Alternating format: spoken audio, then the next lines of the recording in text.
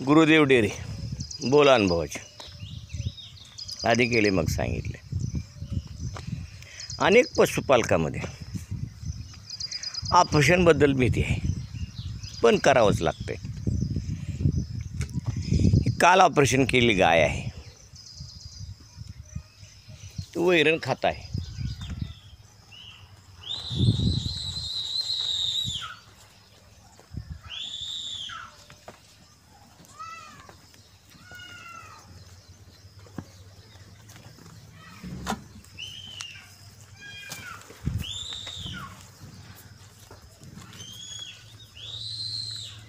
वैरण खात आहे. ही तिची टाके आहेत.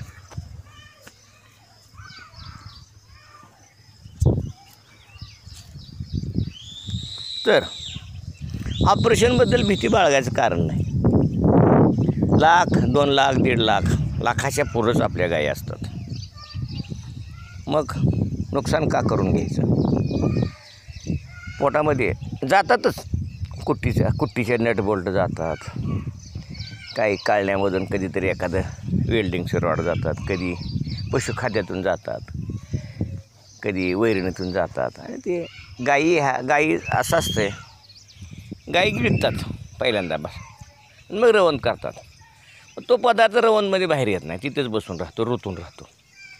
या गायीमध्ये कधी नाही माझ्याकडं कधीतरी एखादी तार एखादा नट बोल्ट निघायचा, पण हिच्यामध्ये फार निघालं. 2-3 तारा, 2-3 रॉड, 2-3 खिळे, 2 वायसरं, 1 नट, एवढं गबाळ तिच्या पोटात होतं. आणि 3 महिन्यापासून मी तिचं निरीक्षण करत होतो. गाय खराब होती. मशीन आणून तपासलं तर ते टुई वाजलं. अरे बापरे, म्हणलं हिच्या पोटात काहीतरी आहे. करता जे आमचे ऑपरेशन करणारे डॉक्टर होते ते काहीतरी स्टुलावून पडले आणि त्यांच्या पायाला लागलं. ते महिनाभर वाकरवर झालं. आमचं महिनाभर लेट झाला तर मरते म्हणलं गाय, पण नाही, गाय जगली. आणि अशा पद्धतीने ऑपरेशन केलं. आणि 5 दिवस त्याला आपण पेनिसिलिन देतो, जखम भरून यावी, आणि जखमेवर आयोडीन टाकतो. ही त्याची नंतरची काळजी आहे. माशा बसू नये, आसाडे पडू नये, आळी केड पडू नये, आणि जखम भरून यावी म्हणून त्याच्यावर आपण आयोडीन टाकतो. आणि 5 दिवस पेनिसिलिन टाकतो. आणि 5-6 दिवसानंतर एक कॅल्शियम देतो, थोडी एनर्जी यावी. आणि एक 3 दिवस बेलामिल किंवा ट्रिबिएट, आणि 3 दिवस फॉस्फरस, अशी एक 3 दिवसाचा त्याचा एक कोर्स आणि कॅल्शियम कोर्स केला की गाय एकदम ठणठणीत होते. काहीच अडचण येत नाही. दुधावर येते, असेल तेवढ्या दुधावर येते पहिल्यासारख्या. आणि पुन्हा गाप झालं तर काहीच अडचण येत नाही. 1-2 महिन्यात ती माज करते, भरून टाकायची, गाय जायची.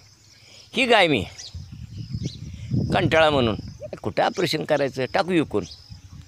एक व्यापारी आला. व्यापारी कसला आला, खाटीकच व्यापारी कसला आला, याला कोण घेतं आहे. मला 12,000ला देतं का. आता ही 12,000ची गाय विकायची आपण, आणि पुन्हा लाखाची आणायची. तिला पुन्हा तिच्या पोटात जाणार नाही, ह्याची काय गॅरंटी. काय तर होणारच आहे की. म्हणून प्रत्येक प्रश्नाला, प्रत्येक समस्येला आपण सामोरं जावं लागतं. पळून जायला नाही, गाय विकून चालणार नाही. गाई विकायच्या नाहीत, वासरं मोठी करायची, गाई मोठ्या करायच्या, घरच्याच गाई तयार करायच्या, आणि जे असेल ते निवारण करायचं. अशा पद्धतीने मी गाय तयार झाली माझी. ही पुढच्या वर्षी तुम्हाला गाय 1 लाखाची दिसेल. 10-12 दूध देते, आणि जर्सी क्रॉस आहे, आणि तरुण आहे.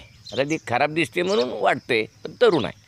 मग अशा पद्धतीनं आपण आपलं गोधन सांभाळावं, आणि अशा पद्धतीनं आपण त्याच्याकडे लक्ष द्यावं.